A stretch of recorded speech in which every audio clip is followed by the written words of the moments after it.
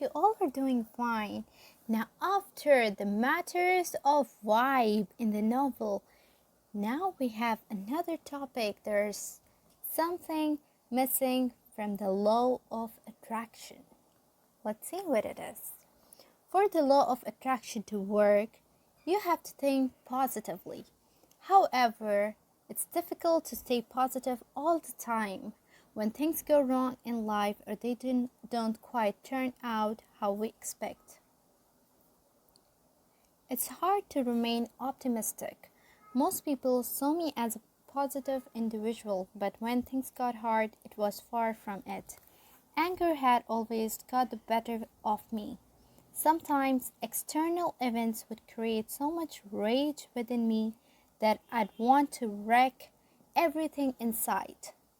As a result, I'd enter a downward spiral. I fluctuated constantly from highs to extreme lows. I was like two different people. These inconsistencies were projected into my life. I'd go through some really good periods and then experience really bad ones. During the bad time, it was impossible to see the bright side of things. I tended to give in and take out my frustration on the world by smashing up furniture, speaking rudely to others, and moaning about how terrible it was to live in the world. During my last year of university, I experienced a massive setback in a group project that counted for a significant percentage of my final grade. When my group became divided over how much of a contribution people were making, I tried to be optimistic about it and expected it to work out in the end. But it didn't. It got really messy. It suddenly seemed clear that the law of attraction didn't always work. My group was completely divided, arguing constantly over our individual roles and how much effort each member was putting in. Just months before graduation, things got out of control and harsh words were exchanged. Unfortunately, there was no way to fix the issue. My friend Daryl and I felt that we were treated very unfairly, but there wasn't much we could do about it, other than work 10 times harder, with looming deadlines that seemed impossible to meet, especially on top of the rest of our workload. We were convinced we'd fail our assignments and exams and therefore be unable to graduate. It felt like we'd wasted our entire time at university. I had gone to university because I felt like I had to. It was what you were supposed to do if you wanted a good job and a comfortable life, which I hadn't experienced during my childhood. But deep down, I didn't really want to be there. I didn't enjoy it. I always knew I wouldn't end up in a traditional job. I was doing this for my mom more than anything. I'd watched her struggle my whole life and wanted to show her it hadn't been in vain.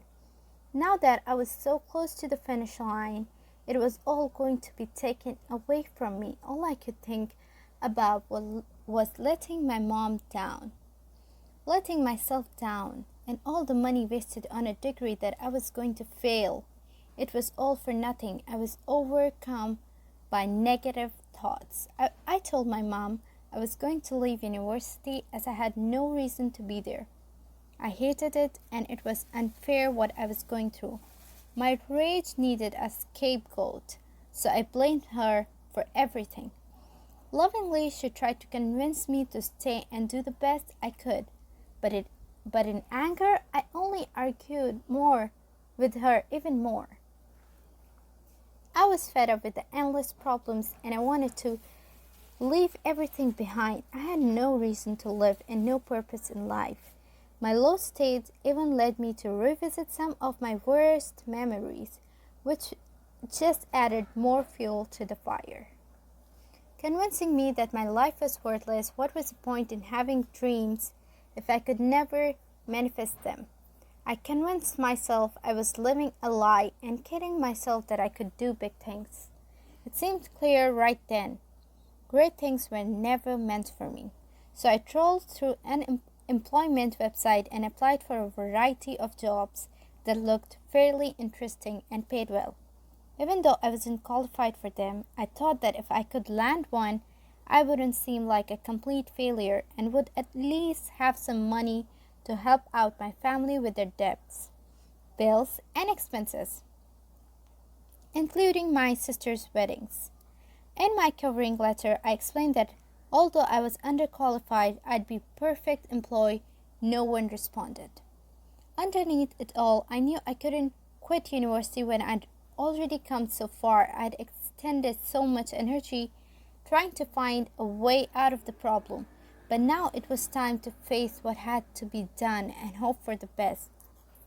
But first, I had my eldest sister's wedding to attend. This added more pressure. It meant that have to hand in an assignment earlier than everyone else and take time off university just 2 months before my final deadlines, which would set me back even more. Stubbornly, I told my family that I couldn't go to the wedding, even though I knew I'd forever regret missing such an important event. In the end, I did go, albeit reluctantly. And soon as I got there, something unexpected happened. I felt calm and relaxed. The wedding was in Goa, India, and it was beautiful. Everyone there was shining bright with happiness and love for my sister and her new husband. Honestly, at this point, I was trying to feel positive. I was comfortable feeling down and feeling sorry for myself, and I wanted others to feel sorry for me too. But this new environment created a welcome shift in me. For the first time in ages, I felt grateful. I'll always remember my sister's wedding, and it taught me a lot about how the universe operates. On my return home, the positive feeling stayed with me. I felt good and very calm about the chaos outside me, and my renewed steadiness motivated me to finish what needed to be done. I created a dummy scorecard that displayed the overall mark I would receive for my degree. I'd stare at this for a few minutes each day while pretending that the impressive grade on the scorecard was real. I didn't quite believe that I'd achieve it. It was merely a desire. But I did believe that I would do nonetheless.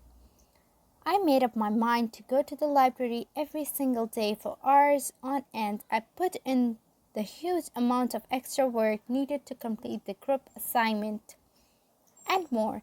During my breaks, I took time to chat with positive people who were able to make me feel good about myself.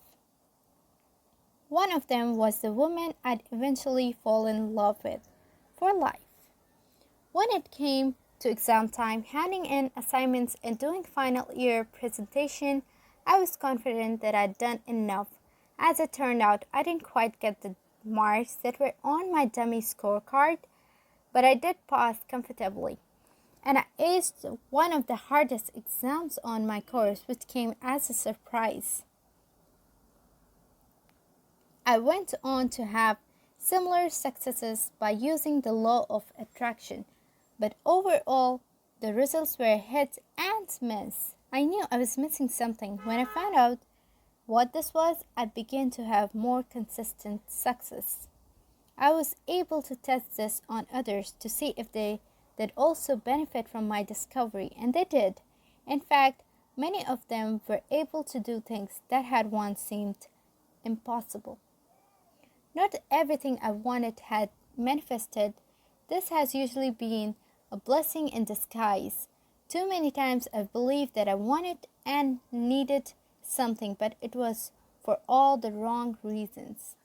Over the years, I've gained clarity and sighed with relief for not getting what I thought was merely meant for me. Often, I've not got what I wanted, only to find I have later been blessed with even more.